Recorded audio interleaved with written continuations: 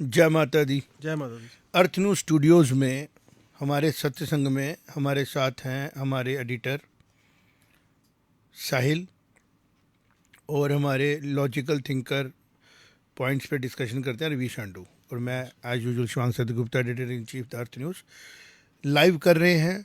बड़े डिस्कशनें पूरे विश्व में, पूरी दुनिया में ही चलना शुरू हो गई हैं, अमेरिका अमेरिका अमेरिका। जबकि ध्यान से अगर हम देखें तो बात होनी चाहिए भारत भारत भारत। क्यों होनी चाहिए? उसका कारण है कि भारत जो है हमारा, वो इमर्ज हो नहीं रहा है। नया भारत नहीं है ये भारत है ही नहीं है। भारत था ही नहीं है। भारत तो हमेशा नवीनीकरण की तरफ था। सनातन कभी ओल्ड या न्यू नहीं ना होता है। सनातन में नेवर एंडिंग है।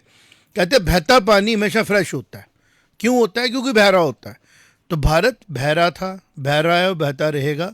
हिमालय से चलती है गंगा, कल्मिनेट होती है गंगा सागर में, फिर इवेपोरेशन होती है, फिर हिमालय से चलती है, फिर इवेपोरेशन के बाद फिर वापस आती है। तो भारत की सिविलाइजेशन भी जो है वो एक एग्जाम्पलरी सिविलाइजेशन है। थोड़ी देर के लिए आप ग्रहण तो लगा सकते हो सूरज को, लेकिन छुपा थोड़ी सकते हो। तो इसी तरह भारत ने हिस्ट्री में भी बड़े लोगों ने कोशिश की इसको मिटा दिया जाए, बट लोग कथाओं से हिस्ट्री लेके बाहर आ जाते हैं। हम लोग रामचरितमानस के बाद फिर से वाल्मीकि रामायण बाहर आ जाती है। तो ये सारी चीज़ें जो हैं ये बताती हैं कि भारत जो है वो हम लक्की माने अपने आप को। साहिल और रवीश, सबसे पहले तो हम लक्की माने कि हम उस समय में भारत में एक्टिव हैं जब भारत अपने आप को वापस निकाल रहा है उन प्रॉब्लम में से जो प्रॉब्लम उसको दी गई। हमारे बुजुर्ग नहीं देख पाए ये समय, लेकिन वो फाइट कर रहे थे। अब आते हैं अमेरिका के, जो ये पूरा घबराहट पड़ी हुई है। भाई पूजा ही लक्ष्मी की भारत में होती है, तो धन तो भारत में ही होगा। भारत में नहीं ना होगा। भारत में हम इसको कमोडिटी नहीं मानते ना, इसको ईश्वर का रूप मानते हैं, है ना।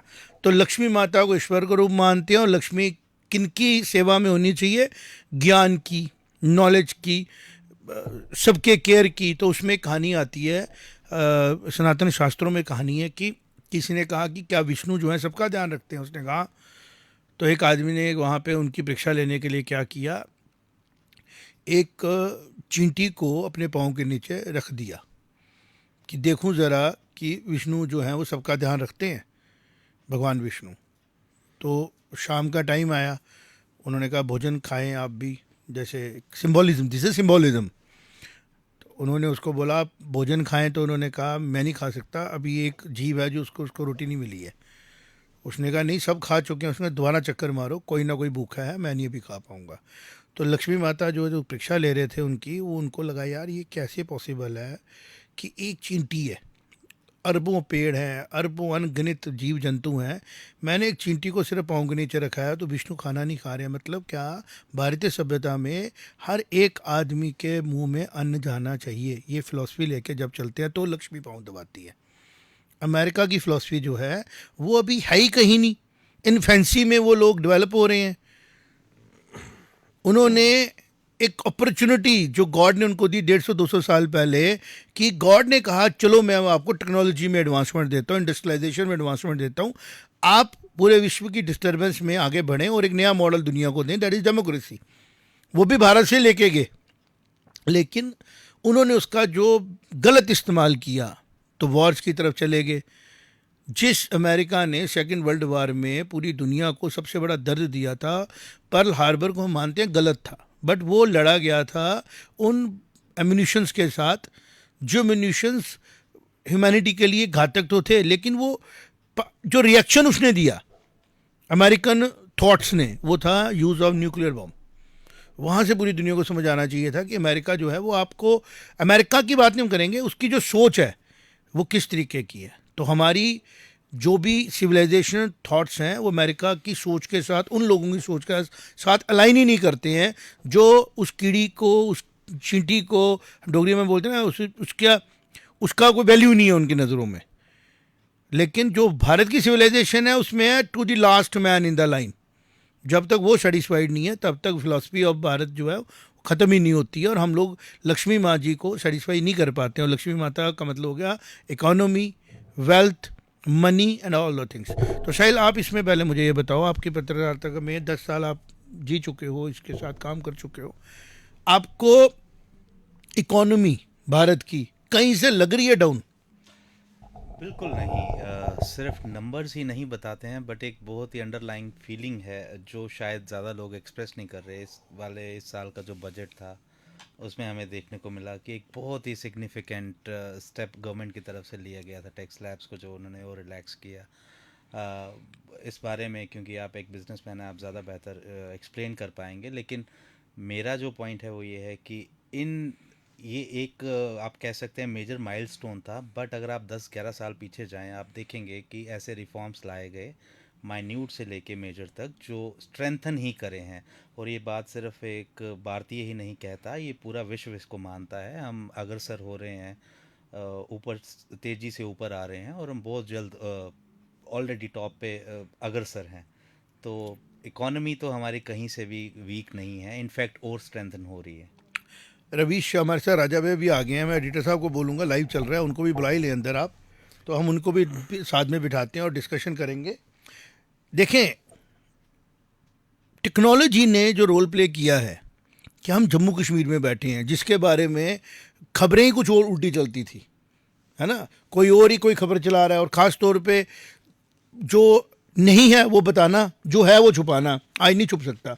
आज डोनाल्ड ट्रंप के ऑफिस में भी ये हमारा शो जा सकता है। भाई देखो, अमेरिका के बारे में भारत के एक जम्मू कश्मीर एरिया, जहाँ से आप लोग कहते हो जी 1000 साल पुरानी लड़ाई ख़त्म की, उसको पता ही नहीं है जम्मू कश्मीर 1000 साल पुराना था किधर, इधर रूलर कौन थे। ये तो नॉलेज है उनकी।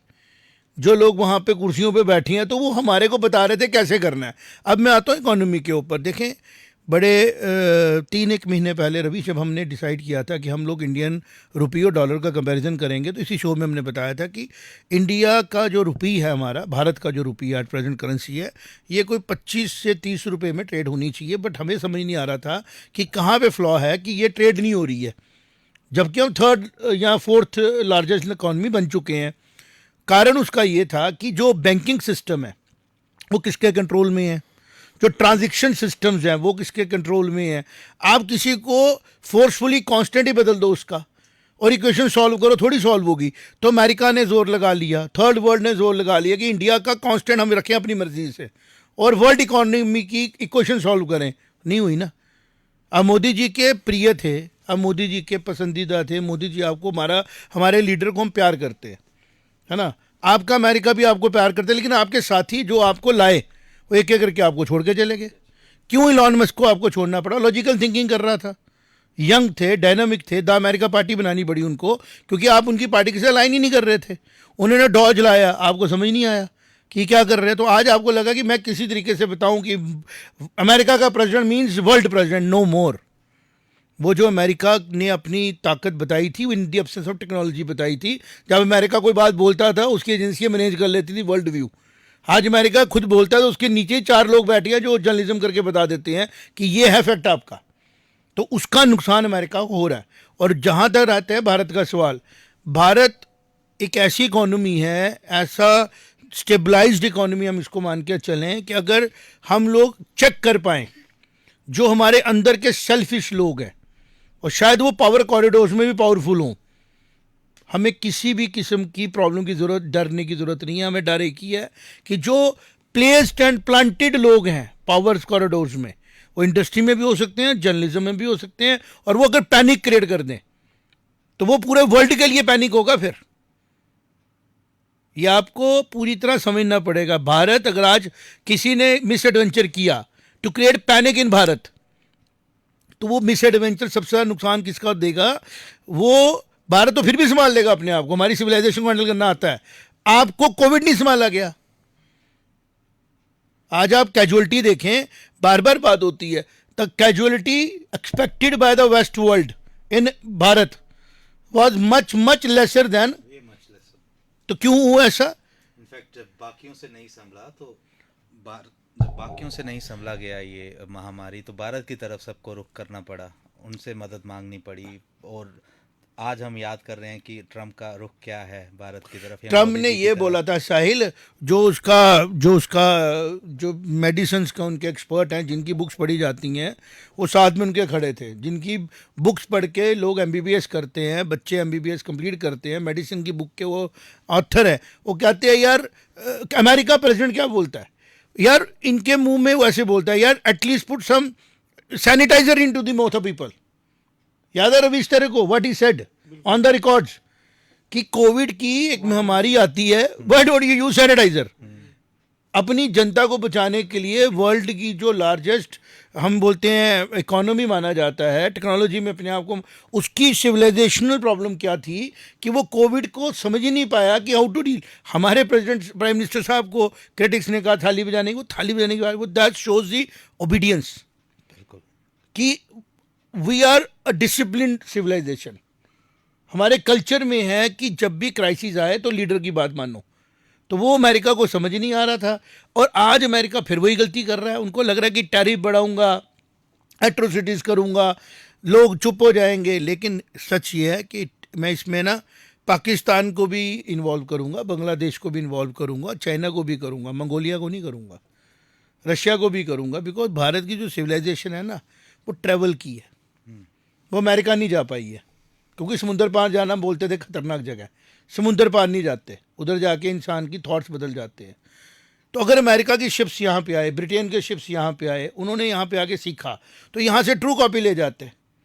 उन्होंने यहाँ से नॉलेज लेने की बजाय यहाँ से जो हमारे इंटरप्राइजिंग स्किल्स थी वो लिए और वहाँ जाके उन्होंने उसको एक्सप्लॉइट करना शुरू कर दिया। थोड़े 200-400 साल में एक्सपोज हो गए। 400 साल से ज़्यादा की लाइफ नहीं ना इनकी मोनोपोली की, इकोनॉमिकल मोनोपोली की। और भारत ने कभी मोनोपोली क्रिएट ही नहीं की। भारत ने कहा आपने इनोवेशन करो, लाते रहो, इन्वॉल्व होते रहो, इवॉल्व होते रहो। अब लोग कह रहे हैं कि कैसे चाइना रशिया लाइन होगा। मैं कह रहा हूँ आज से 5-6 महीने पहले भी मैंने कहा, आज भी कह रहा हूँ, चाइना, रशिया, इंडोनेशिया और एशिया 100% अलाइन होगा। रीज़न उसका अलाइन होने का ये है कि जो डीएनए होता है ना वो एजुकेशन से स्ट्रांग होता है और प्रेशर्स में डीएनए बाहर आता है, प्रेशर में एजुकेशन पीछे रह जाती है। ये है सच्चाई। तो अमेरिका को संभलने की ज़रूरत है। थोड़ी देर के लिए टर्मोइल जाएंगे, सुनामी अगर आएगी तो अमेरिका में ही आएगी, भारत में नहीं आ सकती। मैं कहता हूँ पाकिस्तान को भी कम नुकसान होगा अगर पाकिस्तान अपने आप को समझ लेता है। नहीं तो सबसे ज़्यादा नुकसान एशिया में अगर किसी कंट्री को होगा वो होगा पाकिस्तान को, ना अफगानिस्तान को, ना यूएई को, ना ही एमिरेट्स को, ना किसी और को। इसराइल को भी नहीं होगा, पाकिस्तान को होगा। रीज़न पता क्या है? पाकिस्तान अपनी फिलॉसफी से डिफरेंट जा रहा है। He is been used as a tool in to the hands of people those are confused. Clear हो ना, फिर तो कोई दिक्कत नहीं है। मतलब रोड क्रॉस करनी है, नहीं करनी है, टैरिफ लगाना है, नहीं लगाना है, इंडिया के साथ दोस्ती करनी है, नहीं करनी है। ये है नेशनल हाईवे पे आप आ गए और आप क्लियर नहीं हो, पता नहीं कौन सा ट्रक के नीचे आ जाएगी अमेरिकान भी, समझ नहीं आएगा इनको। और जहां तक चाइना का सवाल है, क्लियर इकोनॉमिकल स्टैंड है। रशिया का सवाल है, क्लियर स्टैंड है। रशिया ने अपनी सिविलाइजेशन को कभी कंप्रोमाइज नहीं किया। वर्ल्ड वार 1 में, वर्ल्ड वार 2 में और कम्युनिज्म के बाद भी रशिया फिर से अपनी आइडियोलॉजी पे काम कर रहा है। और सबसे बड़ी बात क्या है, उनकी लीडरशिप कंसिस्टेंट है, क्लियर है। बिल्कुल। इतने सोल्जर खोने के बाद भी उनका एक ही स्टैंड है, यूक्रेन की वॉर खत्म होगी उसी टर्म्स पे जिसपे शुरू हुई थी। No NATO and no risk of Russian border porous होने का। चाइना का हम बात करें, अमेरिका ने पूरी जोर लगा दिया होगा। आज एक्सपोज हो गया ना, इंडिया और चाइना के डिफरेंस क्रिएट करने में रोल प्ले कौन कर रहा था? वर्ल्ड की लार्जेस्ट इकोनॉमी जिसके पास CIA है, बड़ी बड़ी एजेंसियां जिसके पास हैं, जो वर्ल्ड ऑर्डर को डिस्टर्ब कर सकते हैं, हालात ख़राब कर सकते हैं, में कोई पावर है। उन्होंने कितना कोशिश की होगी, क्योंकि हमारे भारत के और चाइना के सिविलाइजेशन हम कहते हैं सिमिलैरिटीज़ मिलती हैं। क्यों? क्योंकि जब भी भारत की बात करते हैं, ताओ डिस्कस ओशो करता है यहाँ बैठ के, चाइनीज़ था ना।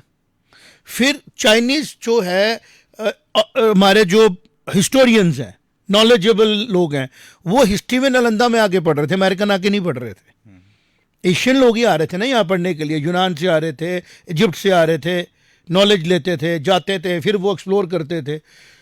एशिया में क्या गलत हुआ ये हिस्ट्री के एकेडमिशियन जानते रहे। बट प्रेजेंट वर्ल्ड में जो ये सेंचुरी स्टार्ट हुई है, जो पिछली सेंचुरी गई है, एशिया रिगेन कर रहा है अपनी एक्चुअल स्ट्रेंथ। आप किसी भी जगह को फर्टाइल कब मानते हैं? जहाँ वहाँ पॉपुलेशन ग्रोथ होती है। तो ह्यूमैनिटी अगर 800 करोड़ है, आप इसको नेगेटिव कैसे बोलोगे? एलॉन मस्क का ऑन द रिकॉर्ड स्टैंड है, पॉपुलेशन कम करने से वर्ल्ड नहीं ग्रो करेगी, ह्यूमन पॉपुलेशन बढ़नी चाहिए। ये किसका स्टैंड है? एलॉन मस्क का। उसको आप क्या सोचोगे? वो थिंकर नहीं है, उसका विजन नहीं है, उसके अंदर नॉलेज नहीं है। तो आज अगर पॉपुलेशन की डिवीजन की बात करें, which continent is having maximum population? course, आप एशिया सिर्फ 2 मुल्कों की बात करें तो दो 35-40% पे हैं हम। हम हैं। इंसानी इकोनॉमी बढ़ाएगा, इंसानी आगे बढ़ेगा, इंसान से ही भारत धरती बनेगी। और अमेरिका के सारे प्लान फेल हो गए। नंबर 1 उन्होंने कहा जी इंडस्ट्रियलाइजेशन लाएंगे, सबसे ज़्यादा कार्बन फुटप्रिंट मैं दूंगा और सबसे ज़्यादा शोर भी मैं मचाऊंगा कार्बन एमिशंस के ऊपर, बाकी कंट्रियों को बोलूंगा तुम कम करो। और भारत जो ऑलरेडी निग्लिजिबल कंट्रीब्यूट करता है, उसने कहा मैं बिल्कुल ही कम कर दूंगा, मुझे पता है कैसे करना, और भारत अचीव भी करेगा। अमेरिका कैसे करेगा? ठीक है। फिर विश्व शांति की बात करनी और पूरी दुनिया को लड़वाना, और सबसे ज़्यादा आम के जो आपके मैन्युफैक्चरर और डीलर है वो कहाँ बैठे हुए हैं? अमेरिका में। सबसे ज़्यादा डील्स के ऊपर लड़ाई कौन करता है? America. Prime minister of India ने पिछले 70 सालों में, मोदी जी ने अब डिफेंस में एंटर किया, हम तो डिफेंस मैन्युफैक्चर नहीं कर रहे थे कि वॉर्स को क्यों सपोर्ट करना, आप तो मैन्युफैक्चर डिफेंस कर रहे थे। देखिए, आप इनके फैक्ट्स को देखें, किस तरीके से इन लोगों ने पूरे वर्ल्ड ऑर्डर में अपने आप को पीस का मसीहा बनाया हथियार पकड़ के, और हम लोगों ने अपनी सिविलाइजेशन के हथियार छोड़े। भगवान शिव के हाथ में त्रिशूल, हमने कहा नहीं जी क्या वायलेंस की बात करनी। लेकिन आज वर्ल्ड इज लकी कि टेक्नोलॉजी है, और जो हालात बने हैं ना, कम्युनिकेशन बढ़ा हुआ है। कुछ नहीं करे कोई और, सिर्फ भारत की महाभारत को पकड़ो, अपने रिसर्चर बिठाओ सारी आपकी बड़ी यूनिवर्सिटियों में, वेस्ट में, उनको बोलो learn from the war of Mahabharata कि how this war is held and what was the result. Same हो रहा है जो देख रहा हूं मैं। दुर्योधन मैं देख रहा हूं एज ए पाकिस्तान, भारत को मैं ऐसे देख रहा हूं पांडु।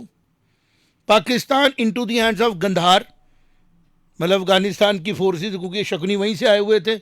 एक थर्ड थॉट था। अमेरिका को मैं ऐसे देख रहा हूँ अपॉर्चुनिस्ट कि भाई बेशक भाई है ना, बेसिकली निकला तो भारत से ही है, लेकिन भारत से निकल के ये भी हो सकता था कि भारत की सिविलाइजेशन को ओन करता पाकिस्तान के 30 करोड़ लोग कि भाई असली भारतीय हम हैं। और इंडिया, जो इंडिया बन रहा था, जो बनाने की कोशिश भी की गई, जिसमें कहा कि राम ही नहीं हुए हैं, हमारी तो हिस्ट्री खराब है, हमारे को तो खान कपड़े पहन, भारत पाकिस्तान ओन कर लेता है इसको आफ्टर इंडिपेंडेंस। और मॉडर्न वर्ल्ड में पाकिस्तान कहता है जी मैं हूं भारत, मेरे बुजुर्ग थे ये सारे, मेरी सिविलाइजेशन है, तो भारत आज पाकिस्तान महान होता। लेकिन उसने कहा मैं तो हुई नहीं जी, मेरे को तो तुर्कों ने बनाया, मेरे को तो इस सिविलाइजेशन का लेना देना नहीं है, वो कंफ्यूज हो गया। अब उसका रिजल्ट क्या निकला कि वो इनटू द हैंड्स ऑफ चला गया, जो खुद ही एक्सप्लॉइटर है, जो खुद ही इतने प्रॉस्परस होके, हमारे शास्त्रों में लिखा है जो बंदा पावरफुल होता ना, उधर जहां लाइन होता है वो झगड़ा नहीं होता ना। इसका मतलब America is not a lion, neither is a hawk, neither is a eagle, क्योंकि वो डिस्टर्बेंस होने दे रहा है और उसकी प्रेजेंस में डिस्टर्बेंस हो रही है। लेकिन जब भारत एशिया में मर्ज हो रहा है ना, चाइना भी घबरा रहा है, वो भी नेगोशिएशन कर रहा है, वो ड्रैगन भी थोड़ा साइलेंट हो रहा है, क्योंकि शेर नींद से जाग चुका है और अपने रियल होम में आ गया है। और सबसे अच्छी बात क्या है, अब शेर कौन है? भारत की सिविलाइजेशन। और उसको जगा कौन रहा है? उसके लोग। और उसको हेल्प कौन कर रहा है? टेक्नोलॉजी। जो कल की अवतार की बात की जाती है ना, वो होगा भारतीय सिविलाइजेशन का पार्ट है, बट उसका सिंबोलिज्म मुझे कहीं ना कहीं टेक्नोलॉजी से, कल पुर्जे भी हो सकते हैं ये, कि टेक्नोलॉजी की हेल्प से हर एक बात रिवील हो रही है। आज से 25 साल पहले अगर यही सिचुएशन होती, अखबार उठाते पढ़ते और वही पढ़ते जो पढ़ाया जाता। बिल्कुल, जो नैरेटिव आप बिल्ड करके देते। आज अगर मैं कोई बात बोलूंगा, नीचे हो सकता है 10 कमेंट आ जाएं, लोग वो भी सुने, वो भी पढ़ें, वो भी नैरेटिव लें, तो सच जो है ना वो ग्रिल होकर बाहर आएगा ना। तो महाभारत की स्टोरी में सेम सिचुएशन थी। उन्होंने कहा जी 12 गांव दे दो, हम तब भी लड़ाई नहीं करेंगे। उन्होंने कहा चलो जी 5 ही दे दो, हम तब भी नहीं लड़ेंगे। और पहले भी उनके साथ दिया गया, हम आपको हस्तिनापुर नहीं देंगे, खांडवप्रस्थ देंगे, अब जंगल में जाओ, उधर जाके रहो। उन्होंने उधर इंद्रप्रस्थ बना दिया। फिर घबराहट हो गई, जो हमारे साथ किया गया। असली पंजाब पाकिस्तान ने ले लिया फर्टाइल, हमें बगैर पानी वाला पंजाब दे दिया, हमने उसको बना लिया। असली पंजाब जो फर्टाइल है ना, वो किसको मिला? पाकिस्तान को। और हमें कौन सा पंजाब मिला? जो पंजाब जिसको हम मानते ही नहीं थे कि पूरी तरह फर्टाइल है। ठीक है। अब भारत ने नए वर्ल्ड ऑर्डर में लीडरशिप के अंडर, मोदी जी की लीडरशिप के अंडर कुछ चेंज नहीं किया ज़्यादा, सिर्फ एक चीज़ की है कि भारत किस सॉफ्टवेयर से चलेगा? भारतीय सिविलाइजेशन के, सभ्यता से।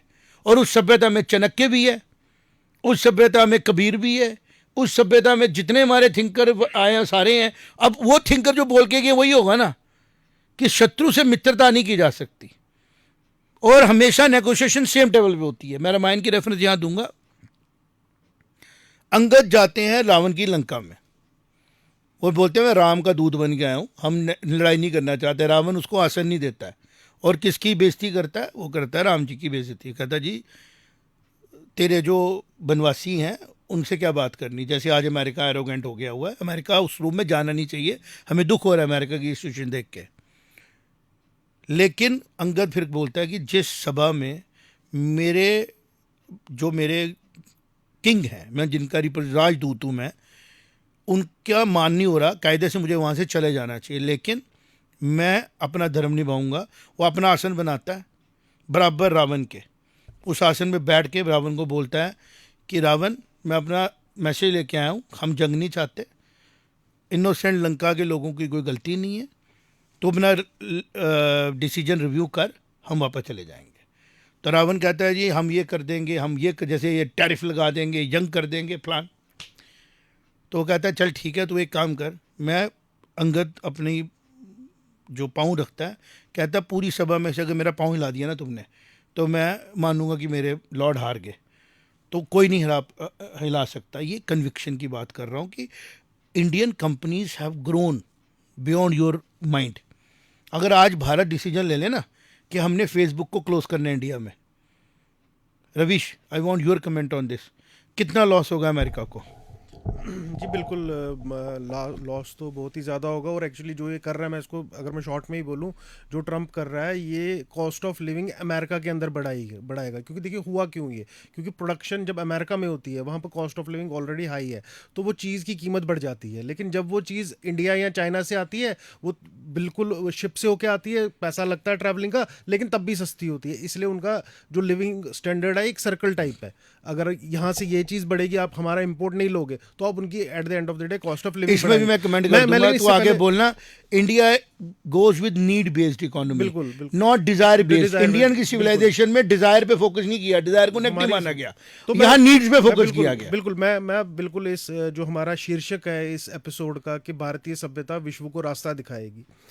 सबसे पहले ट्रंप के उस प्रोपागंडा ट्वीट की मैं बात करूंगा जो 10 जून को उन्होंने किया कि 1000 साल पुरानी जंग। मैं थोड़ा कॉन्टेक्स्ट बताना चाहूँगा उनका मतलब क्या था। उनका मतलब था जो 1000 साल का उन्होंने टाइम फ्रेम यूज़ किया, पहले मैं उसको करेक्ट करूंगा, वो 1383 ईयर्स है।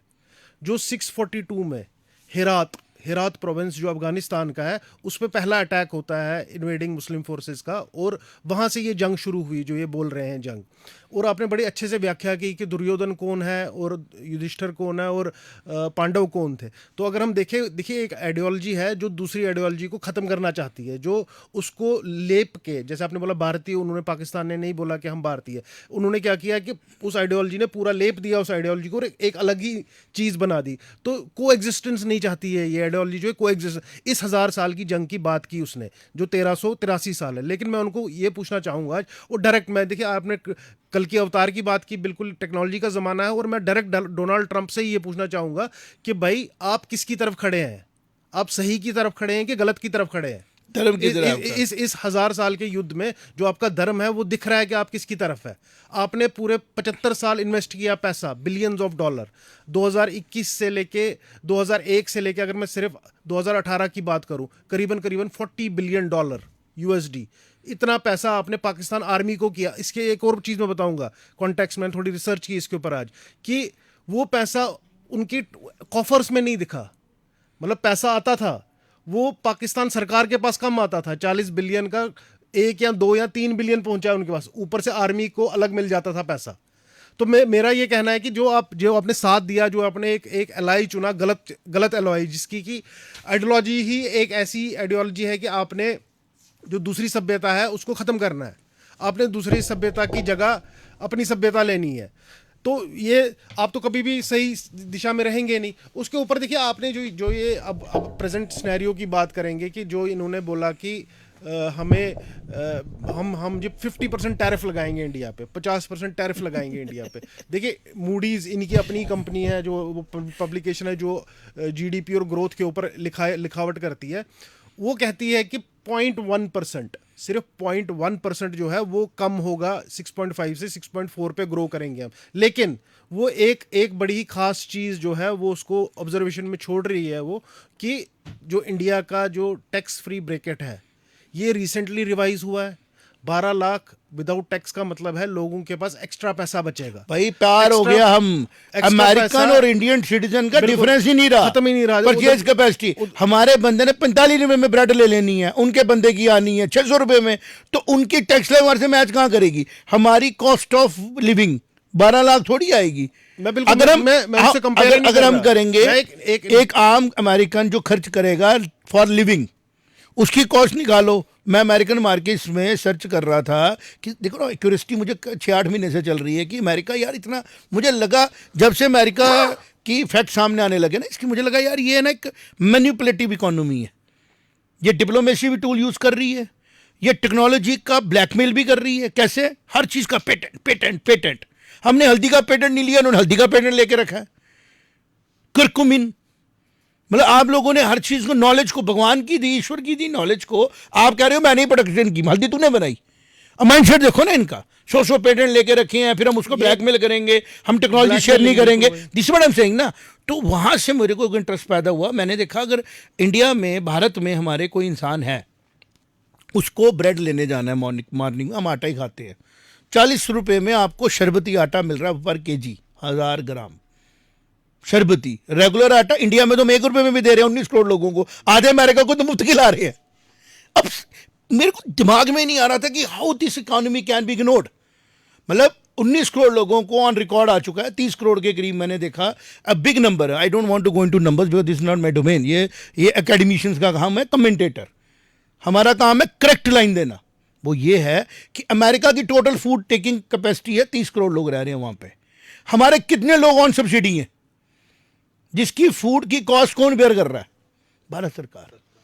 एलपीजी सब्सिडी कौन दे रही है? भारत सरकार। तो यार किससे लड़ाई ले रहे हो आप किसको चैलेंज दे रहे हो? मतलब आप अमेरिका पूरा लेके यहां जाओ, हम पूरे अमेरिका को खाना खिला सकते हैं इनके साथ बिठा के। तो आप क्या 150 करोड़ लोगों को खाना खिला सकते हो? हम एक काम करते हैं, हम ट्रम्प साहब को बोलते हैं 1 महीना खाना दे दो 150 करोड़ लोगों को, आपकी हेजमनी मान लेते हैं। स्टाइल, इस पे कमेंट दो। मुझे इसका जो एक ब्रॉडर व्यू मैं कहना चाहता था यहाँ पे कि आपने बहुत अच्छे से स्पेसिफिक पॉइंट्स पे एलैबोरेट किया, रवीश जी ने भी। एक ब्रॉडर जो मैसेज है इस पूरी चीज़ का, वो है भारतीय सिविलाइजेशन, भारतीय सभ्यता। I am a very firm believer कि हमारा जो पास्ट है वही गाइड करेगा हमारे प्रेजेंट को, हमारे फ्यूचर को।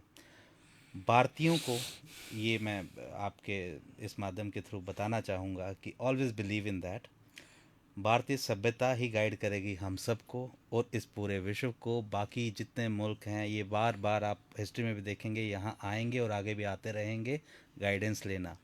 हम में से किसी के अंदर कहीं संशय ना पैदा हो जाए, ये ध्यान रखना बहुत ज़रूरी है। और कुछ पड़ोसी जो कह रहे हैं कि भारत को शायद हल्की सी छींक आई है तो उस पर बड़ा ढोल नगाड़े और नाच गाना हो रहा है, उनको भी ये चीज़ थोड़ी ध्यान रखनी चाहिए। सो मुझे लगता है ये जितना भी सारा चल रहा है इकोनॉमी के लिए, आप पैनिक फैला रहे हैं या कुछ लोग या कुछ इंटरेस्ट ऐसे हैं, दिस इज़ नॉन। ये चर्निंग है, जब मक्खन निकल रहा नहीं, ये एक इस तरह का है कि आप जितना छेड़ेंगे ये उतना स्ट्रांग होगा, उतना इसके अंदर और अग्रेशन पैदा होगा। ये नरसिम्हा अवतार मूवी भी तो आ गई है, अब देख लो जाके भैया किसके वंशज हैं हम। पिछले कुछ सालों में जब वर्ल्ड में क्राइसिस आया, इंडिया स्ट्रांगली इमर्ज किया, ना सिर्फ अपनी उस पोजीशन को रिकवर किया बल्कि 2-4 कदम और ये क्रेडिट हमने प्रेजेंट गवर्नमेंट की फिलॉसफी को देना पड़ेगा, बिल्कुल उन संगठनों को देना पड़ेगा जिनको अभी रिसेंटली कोई हमें बोलेगा हम पत्रकार हैं, कोर्ट ने बरी किया, एक नैरेटिव बनाया गया, कोर्ट ने उसको क्लीन चिट दी। ये समझने की ज़रूरत है। और जम्मू कश्मीर क्योंकि एक सेंसिटिव एरिया है, हमने बोलना शुरू कर दिया है, बड़ी हैवी बात।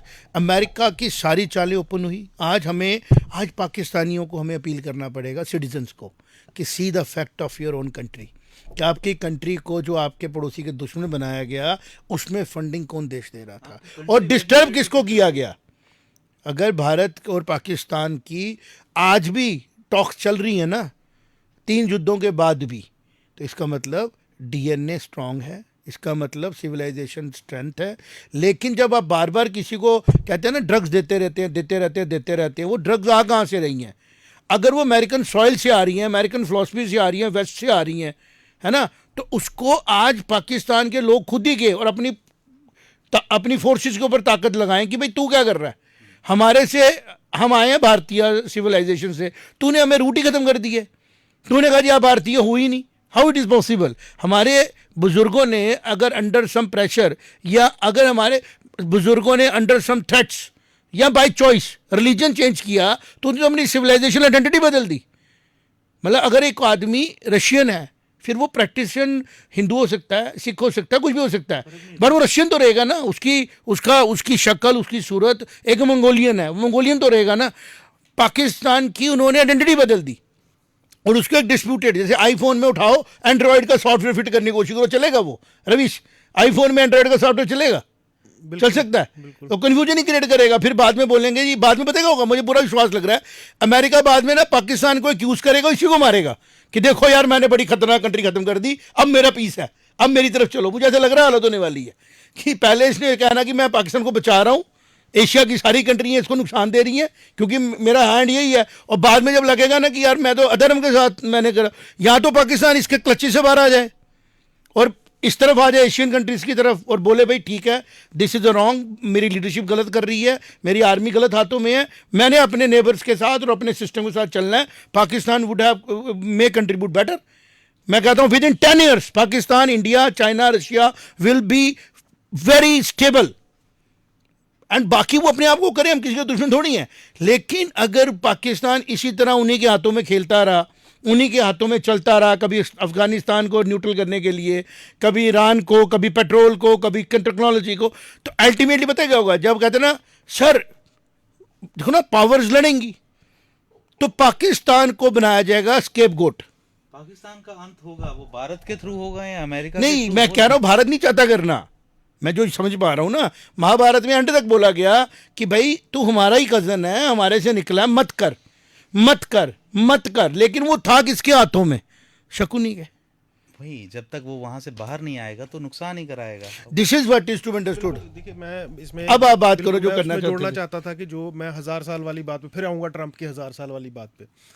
अब 1382 साल पहले हेरात में 642 पे पहला अटैक होता है। भारतीय सभ्यता की जो हम बात कर रहे हैं, देखिए भारतीय सभ्यता को मूलतः कहाँ से माना जाता है? अफगानिस्तान जहाँ खत्म होता है वहाँ से शुरू होकर फिलीपींस और ये जो अभी बैंकॉक और इनकी लड़ाई हुई, थाईलैंड और वो इलाका भी सारा हिंदू इलाका था। ये भारतीय हिंदू वर्ड नहीं बोलेंगे, वो इलाका था भारत, सनातनी, अखंड भारत जिसको बोला जाता, बांग्लादेश और काफी ज्यादा चीन का इलाका, और ये सारा इसमें आता था। अब इससे 642 से भी 3000 साल पहले आप आइए, 3000 साल पहले हो गया 2500 BC के आसपास। उस टाइम भारत में क्या था? तक्षशिला बन चुका था, कश्मीर, नालंदा बन चुका कश्मीर था, के अंदर, शारदा पीठ, कश्मीर के अंदर आपको पढ़ाया जाता था, ज्ञान की बातें होती थी, वाद विवाद होता था। उसके अब 2000 साल आगे आते हैं, आप बुद्धिस्ट काल में आते हैं, तो इतनी टॉलरेंस थी कि एक और धर्म बनाया गया, और उसको खुद ही मैंने हिस्टोरिक बुक्स में ये पढ़ा है कि एक घर में एक भाई बुद्धिस्ट होता था, एक भाई हिंदू होता था, किसी को कोई फर्क नहीं थी। ये अभी रिसेंटली 50 साल पहले एक फैमिली में 3 भाई हैं, एक भाई पीरों को मानता है, एक भाई सरदार बन चुका है देश को बचाने के लिए, एक भाई मोना बन के चल रहा है। ये 1984 के पहले तक ये सिस्टम था। अब देखिए हमारे ये मैंने एक शॉर्ट तरीके में भारतीय सभ्यता बताई। अब इस काल में हम अगर यूरोप की तरफ जाते हैं, हम जानना चाहते हैं कि यूरोप में क्या था उस टाइम, तो मैं आपको यूरोप में 1100 AD के आसपास की भी आपको चीज़ें बताऊंगा, जहां पर जर्मन की ट्राइब्स होती थी, वो खा जाती थी पूरे दूसरी फौज को, कैनिबल ट्राइब्स ही, मतलब वो आदिमानव हुई थे उस टाइम, ठीक है ना। उसके आप थोड़ा ईस्टवर्ड आइए, वहाँ पर जो जिव्स जो थे, थोड़ा उन्होंने ज्ञान का थोड़ा सा कुछ रखा था अपना, लेकिन उसके जब पतन हुआ, जब इस्लाम आया, तो उसके साथ एक कबीले में बट गया था वो इलाका सारा, जो मिडिल ईस्ट जिसको बोला जाता है। मैंने ना वो भी लड़ते रहते सेंसिटिव बात देखी। आज मेरा पर्सनल कमेंट है, हमारे साथ राजा भाई अभी आ चुके हैं। शायद मेरा एक पर्सनल कमेंट है, रवीश, राजा भाई और शायद मेरा एक पर्सनल कमेंट है। मैं ज्ञान उपनिषद के ऊपर देख रहा था, स्टडी मन करता है, अच्छा लगता है, ज्ञान अपने लिए भी अच्छा होता है। भारत में स्पिरिचुअलिटी को ना हर एक डोमेन पे डिस्कस किया गया है। तो एक ब्रह्म भी आस्पेक्ट है। ब्रह्म मतलब, ब्रह्म का मतलब है no shape no size and most powerful. शायद किसी समय में किसी जगह पे ये जो थॉट है ये इंपोर्ट हुआ है यहाँ से, और ये थॉट है बाय चॉइस लेने का, नॉट बाय फोर्स।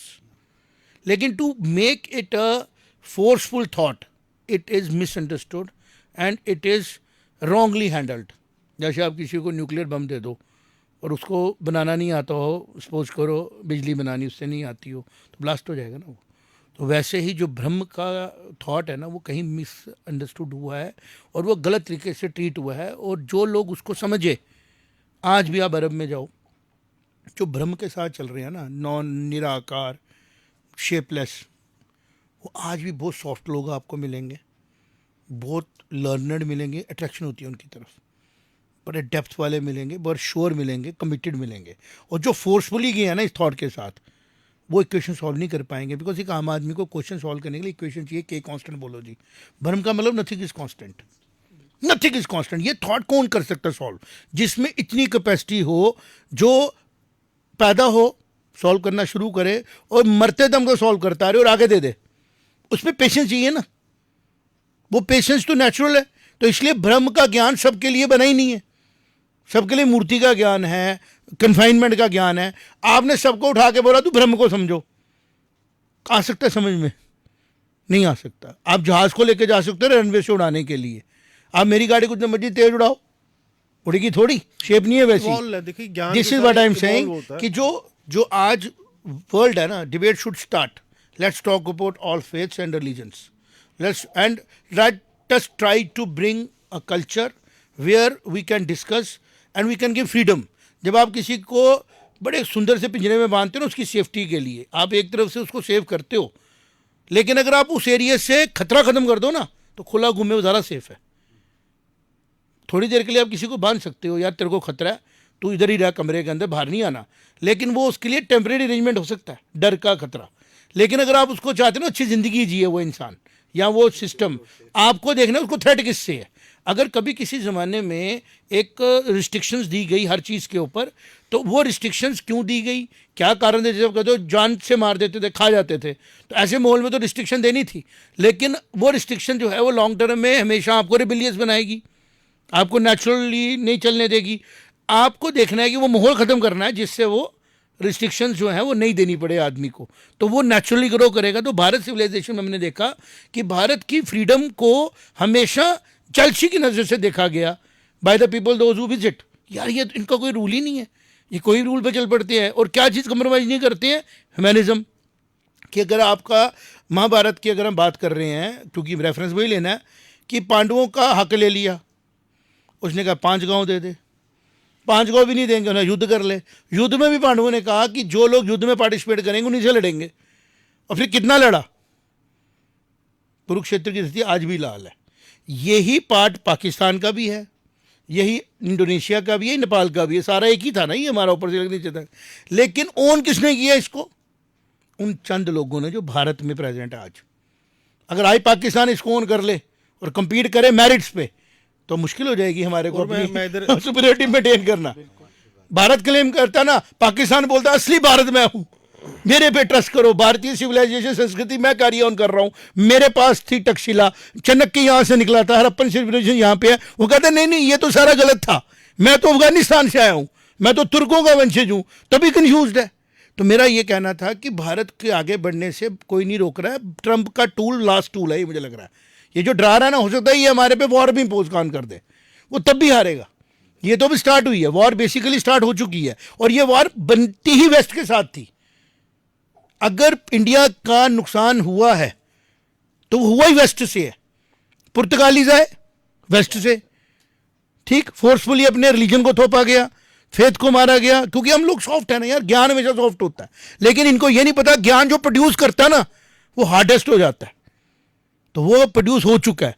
अक्सर लोग बोलते हैं कांग्रेस का कंट्रीब्यूशन, हम कहते हैं है भाई, कांग्रेस आई किस थॉट से, क्यों आई?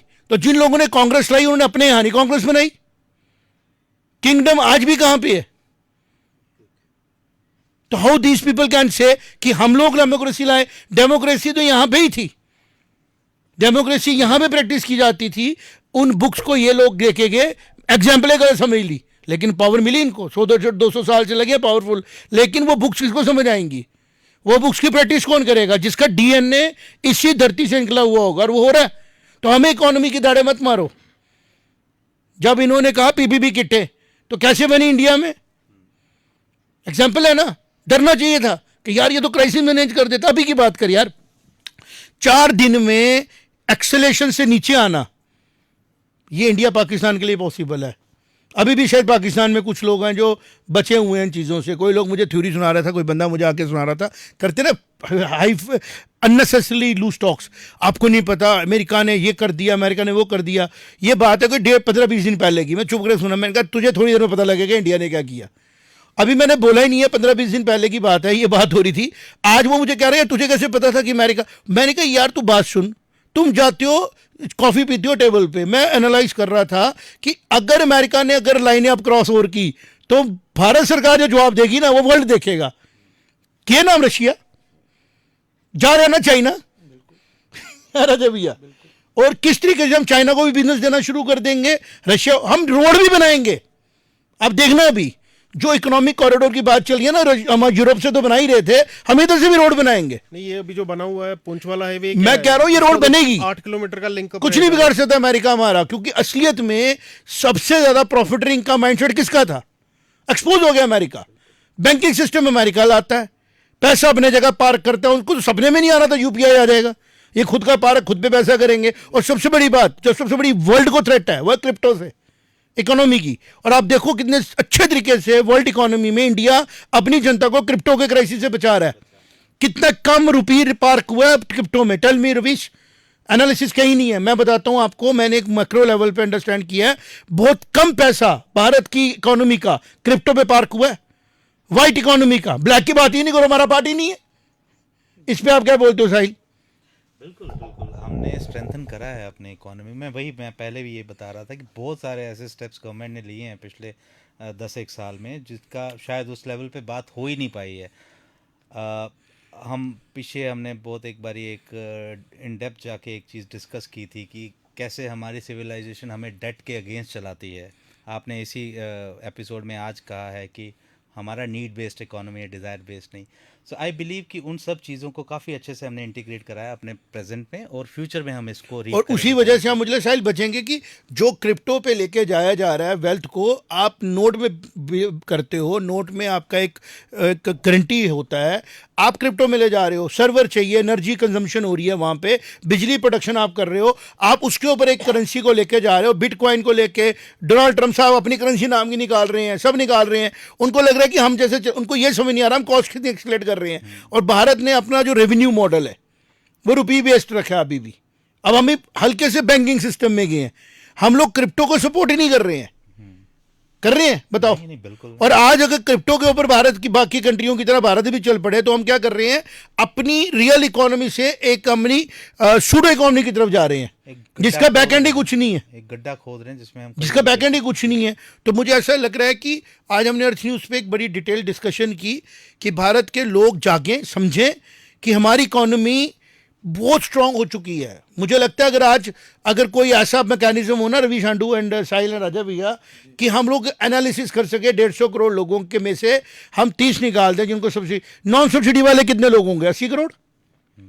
80 करोड़ की फैमिलीज होंगी, 50 करोड़ या 40 करोड़, हम मानते हैं 25 करोड़ ही। अगर 25 करोड़ फैमिलीज ऐसी हैं जो अपने पे डिपेंडेंट हैं, तो हम लोग कितनी बड़ी इकोनॉमी हैं, ऑलरेडी हैं। और हम लोग इस टाइम फूड सरप्लस है, टेक्सटाइल सरप्लस है, कुछ चीजों पे इन्होंने हमारे को आगे नहीं जाने दिया, सेमीकंडक्टरों में, डिफेंस इक्विपमेंट्स में। इन दोनों को छोड़ दो पीछे, फिर और किस चीज में हमें रोक पा रहे हैं ये? उसमें भी हम और अच्छे से सैटेलाइट स्पेस टेक्नोलॉजी में हम डिपेंडेंसी खत्म कर चुके हैं इनके ऊपर। हम ऑलरेडी कर रहे हैं। मुझे ऐसा लग रहा है कि इस टाइम पे जो ये हमारे इस किस्म की चर्चाएं हैं, ये मोदी जी की चलनी चाहिए और मोदी की नहीं चलनी चाहिए। रवि जो उसकी तू बात कर रहा था MOODY की, वो नहीं चलनी चाहिए। और ये जो लोग कोशिश करते हैं, कभी पहलगाम जैसा अटैक कराते हैं कि फिरका प्रस्ती जागे, चाहे भारत का हिंदू है, मुस्लिम है, सरदार है, सिख है, ईसाई है, कोई भी है, भारत का कोई भी कास्ट क्रीड का है, सबसे पहले वो भारतीय है। उसके पासपोर्ट में नेशनलिटी इंडियन लिखी है, भारतीय लिखी है, वो वही करेगा जो भारत की सिविलाइजेशन कहती है। तो धर्म हमेशा भारत की सिविलाइजेशन को सपोर्ट करता है, और धर्म ये नहीं है। ड्यूटी टुवर्ड्स वर्ल्ड क्या है? आज मोदी जी की ड्यूटी है पीस को एस्टेब्लिश करना, not by compromise our own interest. और हम सेल्फिश होकर अपने इंटरेस्ट के लिए पीस को कंप्रोमाइज थोड़ी करेंगे। हम आज इंटरेस्ट किसका लेके चल रहे हैं कि यूक्रेन वॉर भी खत्म हो, चाइना और ताइवान की वार ना हो, और कोई कन्फ्लिक्ट ना हो। इन सबको फोर्स कौन कर रहा है, लड़ाई की तरफ लेके कौन जा रहा है? वेस्ट। नेटो खरा पहला अपने काम कर रहा था, क्यों तुमने उसको फोर्स किया भी जड़ जाके लड़ रशिया के साथ, है ना? तो ये जो डीएनए है भारत का, जो सोच है एशिया की, जहाँ पे हिमालय है, आप खुद बोलते हो कि वर्ल्ड की हाईएस्ट पीक हिमालय है, और तिब्बत से सिविलाइजेशन, वर्ल्ड का जो छत है वो तिब्बत है, तो तुम मानो ना कि हम छत नहीं है, तुम एक्सेप्ट करो ना कि ईश्वर ने आपको जियोग्राफिकली वो एडवांटेज नहीं दी है जो एशिया को दी है। तुम कितना डोमिनेट करोगे एशिया को? कर लिया 150-200 साल पहले ऐसे आपने आके, अब एशिया का टाइम अगर आया तुम रोक नहीं सकते।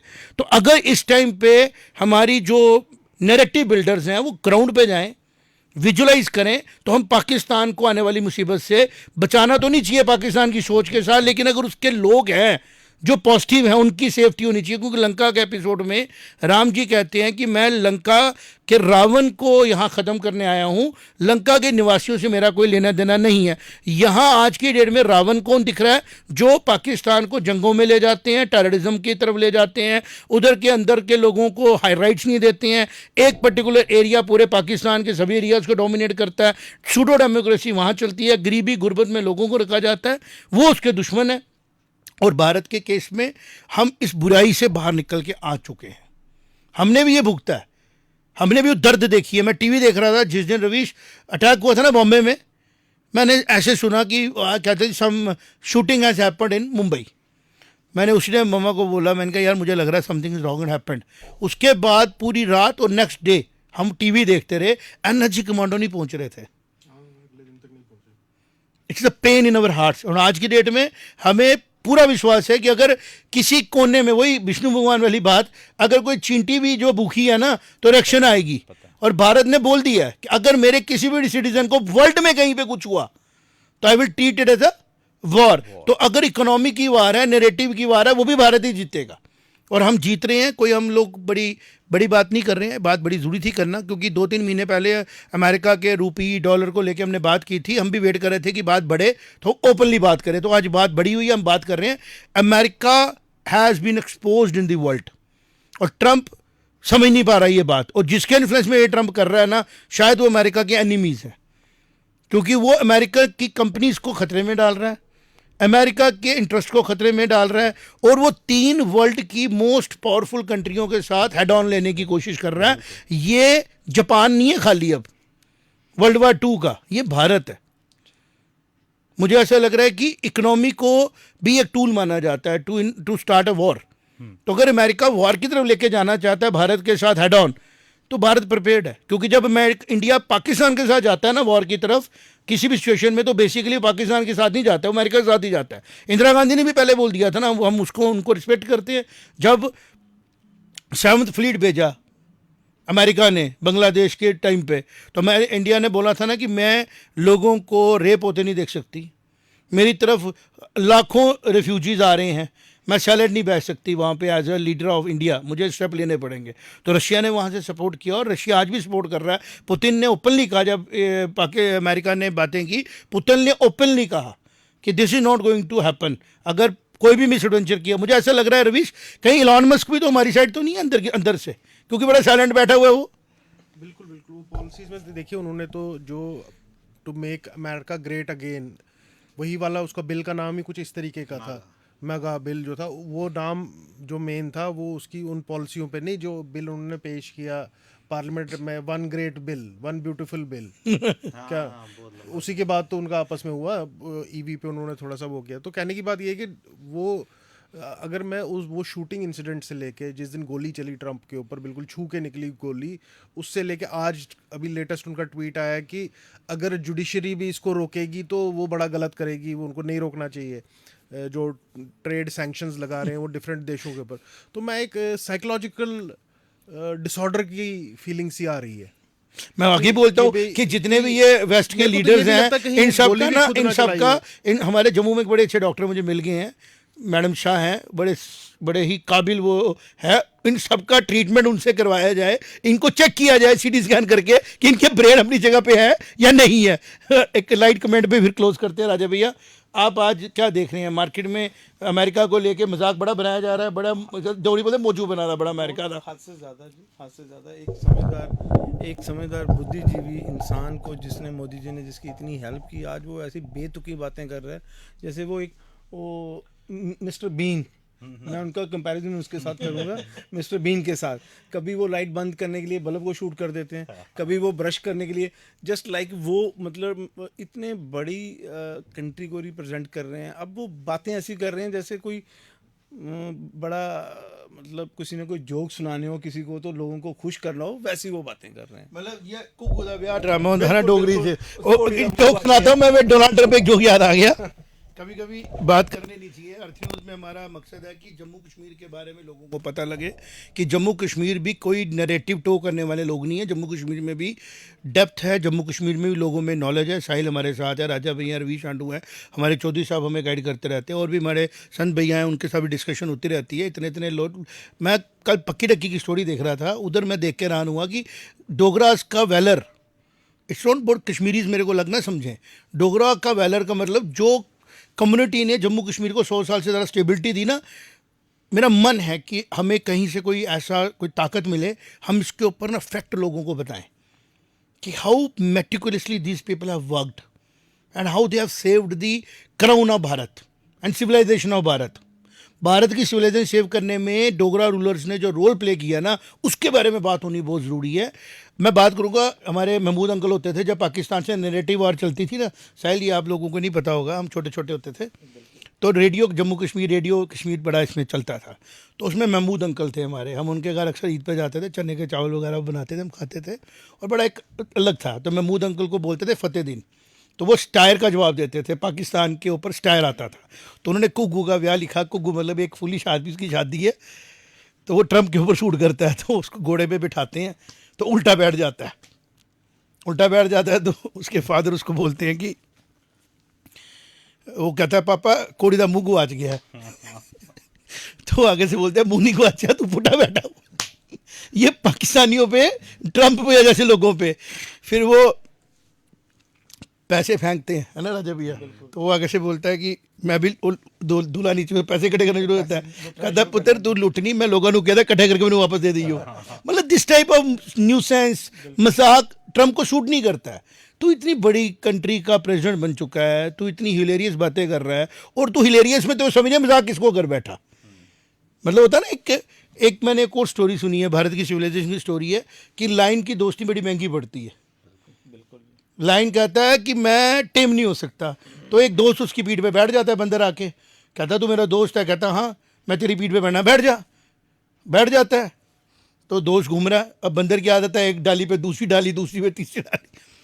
अब लाइन उसको बोलता है भैया तू जंप नहीं मारना, अब बैठ गया तो बैठ, अब तू बैठ गया। कहता क्यों? कहता दोस्त बेशुक बेटा हूँ लाइन हूँ, उतरेगा शिकार कर दूंगा, खा जाऊंगा तेरे को। तो भारत वो लाइन है जिसके ऊपर या तो ट्रम्प चढ़ता नहीं, अब चढ़ गया तो उतरने की कोशिश करेगा तो ये शिकार हो जाएगा। तो मैं आपको बताऊं कि अगर अमेरिका ने कभी भी मैनिपुलेशनें की हैं, अमेरिकन लोगों ने लोगों के साथ एट्रोसिटीज़ की हैं, अफगानिस्तान में गलतियां की हैं, अमेरिका ने जहां जहां पे भी वॉर इम्पोज की है, लोगों को दुख तकलीफों में डाला है, उसको जवाब मिलेगा। और अगर अभी भी वो तौबा कर ले और रियलिटी बाहर ले आए अपनी ज़िंदगी की, तो शायद भारत की सिविलाइजेशन में हम उसको पीठ पे चढ़ा के रखें और चलाते रहें। ये तो पक्की बात है, उतरना नहीं, गलती नहीं करना। मैं 100% है ना, दोस्ती नहीं करनी थी, दूर रहना था। तूने पहले एज ब्रिटिशर आके यहाँ गलती की, फिर एज इकोनॉमिकल एक्सप्लॉइटर आके गलती की, इंटरफेरेंस की, पाकिस्तान को प्रोवोक कर करके तूने यहाँ पे अपने आप को स्टेबलाइज करने की कोशिश की, चाइना को काउंटर करने के लिए। और पाकिस्तान एक ऐसा मूर्ख है जो शेर के साथ था और वो ऐसा शेर बन गया जो पलाई बंदरों में, उसको समझ ही नहीं आ रही हो तो ना रोएगा ना। एक बार एक और स्टोरी मैंने वो सुनी है कि एक बार अटैक होता है, शेर अटैक करते हैं वो बंदरों के झुंड पे, तो देखते हैं एक शेर भी भाग रहा है, परेशान हो जाते हैं, कहते हैं ये क्या चक्कर है, शेर को देखे शेर भाग रहा है। फिर उसको याद आता है कि हमारा एक छोटा सा पिल्ला था, शेर था, वो बचपन में बंदर उठा के लेके गए थे, तो बंदर बना दिया उसको। तो वो फिर उसको समझाते हैं भैया तू शेर है, तू इधर आ, तेरा काम नहीं ऐसे लड़ना। तो ये सारी चीज़ें जो है मिक्स करके उधर ही बात जा रही है, हंसी मजाक वाली बात है सीरियसली। लेकिन जो गलती इंडिया पर इस टाइम इंडिया, चाइना और रशिया के साथ की जा रही है, इन तीनों कंट्रियों ने अपना वैलर हिस्ट्री में प्रूव किया है, और अमेरिका ने कभी कोई जंग नहीं जीती है। ये यूरोप को पता होना चाहिए। You start a war, you never and a war, and you never von a war. आपने लूज़ किया है, गेन कभी नहीं किया है, और भारत ने कभी लूज़ नहीं किया है। तो जो इसकी हिस्ट्री में ही लॉस नहीं है, तुम उसको कैसे लेके जा रहे हो कि इकोनॉमी का टैरिफ लगाऊंगा, ये लगाऊंगा। ये होगा ना कि जैसे हम किसी जगह से कोई चीज़ खरीदने जाएं, कोई बात करें, चाहिए भी, भाई हम देंगे नहीं, तो बंदे की मर्ज़ी होती है। भाई साहब, हम आपके साथ पॉजिटिव हैं, हमारे बड़े लोग वहाँ रहते हैं, अमेरिकन सिटीजन्स हैं, और वो भी अमेरिका को प्यार करते हैं। लेकिन आप गलती कर रहे हो, आप फिलॉसफी को नहीं समझ पा रहे हो, आप भारत की प्रेजेंट को छोड़ो, फ्यूचर को भी नहीं देख पा रहे हो कि भारत की इकोनॉमी 12 लाख से 30 पे ही जाएगी। और जो मैंने आज आपस में हमने राजा भैया किया कि लगभग जितनी पॉपुलेशन पूरे अमेरिका की है, उतनी पॉपुलेशन को हम बिल्कुल हमारी सरकार सब्सिडी पे फूड दे रही है। तो आप इस इकोनॉमी को अंडरमाइन नहीं कर सकते। टेक्नोलॉजी ने ये फिगर सामने लाई है, और आप किसी को मैनिपुलेट नहीं कर सकते हो। आपके लिए बहुत ज़रूरी है, आप लगाओ टैरिफ जो लगाना है। हम भी देखेंगे कि भारत कैसे हैंडल करता है, हम कैसे नेक्स्ट लेवल पे जाते हैं। आपने जो करना है कर लो, लेकिन अगर भारत उसी एग्रेशन से स्टार्ट हो गया ना आपके साथ, तो आपको दिक्कत आएगी। कोस्ट लाइन देख लो भारत की, पोर्ट्स देख लो भारत के, प्रेजेंस देख लो भारत की, और अभी हमने अपने नेचुरल रिसोर्सेज को एक्सप्लोर ही नहीं किया है, और स्ट्रेटजी को भी एक्सप्लोर नहीं किया है। नेगोशिएशंस है ना। तो जो चाइना हमारे लोग जा रहे हैं, रशिया जा रहे हैं, अगर एक रोड ही निकल आती है वहाँ से, तो हमें आपके पोर्ट्स को क्या करना है। तो आपकी मजबूरी है कि आपकी कंपनी माल का, पहले भी आपको बाहर इसलिए जाना पड़ा कि आपने माल बेचना था, या तो आप फिर 150 करोड़ आबादी बढ़ा लो अपनी कंज्यूमर बनाने के लिए, या उनके पेट बड़े बना दो कि खाएं ज़्यादा, या उनकी आंखें 4 बना दो, देखें ज़्यादा। क्या बढ़ाओगे अपना कि आपकी कंजम्पशन ज़्यादा बढ़ेगी।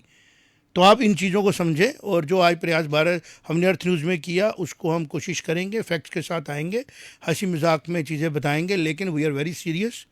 We don't want as a Bharatiya कि वॉर की तरफ जाया जाए, because we mean war is a war, and we mean by fighting a war and winning a war. हम वार को as a tool of threat नहीं लेते हैं, वार को as a tool of salvation लेते हैं। बिल्कुल। जब वार की तरफ ले जाओगे, इकोनॉमिकल हो, सोशल हो, या फिर बाय हैंड्स हो, लड़ी जाएगी और जीती जाएगी।